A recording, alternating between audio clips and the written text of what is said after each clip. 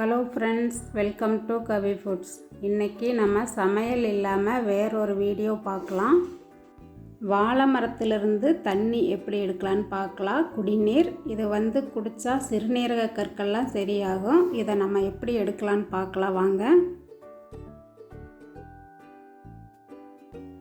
வாழை மரத்தில் அந்த காய் காய்ச்ச உடனே மரத்தை வெட்டிடுவோம்ல, அந்த மரத்திலிருந்து நம்ம இப்போ அந்த குடிநீர் எடுக்கலாம்.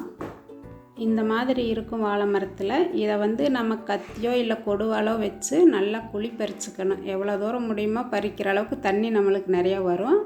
இப்போ நான் கத்தி வச்சு அதை கொஞ்சம் கொஞ்சமாக தோண்டி எடுக்க போகிறேன். உங்கள் வீட்டில் வாழை மரம் இருக்குதுன்னா அதை வெட்டும்போது கண்டிப்பாக இந்த மாதிரி ட்ரை பண்ணி பாருங்கள். இந்த மாதிரி அடிக்கடி தண்ணி குடிச்சிட்டு வரும்போது கிட்னியில் இருக்கிற கல் தானாகவே கரைஞ்சிரும். இது கிடைக்காத டைமில் வாழைத்தண்டையே வாங்கி நம்ம ஜூஸாக போட்டு குடிக்கலாம். அந்த மாதிரி குடிக்கும்போதும் கிட்னி கல் கரைஞ்சிரும்.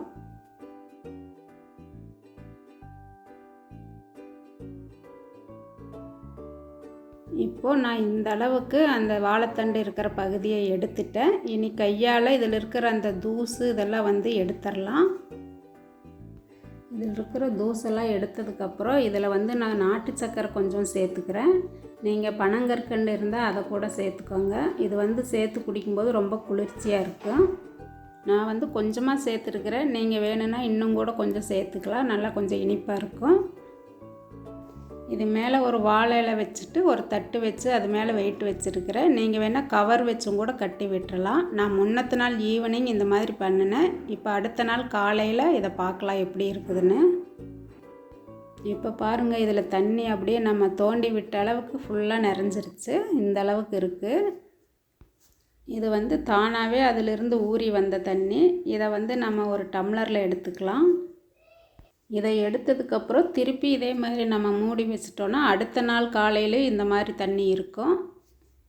இதை முன்னாடி நாள் ஈவினிங்கே இந்த மாதிரி செஞ்சு வச்சிட்டோன்னா காலையில் எடுத்து தண்ணி குடிக்கும்போது வெறும் வயிற்றில் குடிக்கிறது ரொம்ப நல்லது.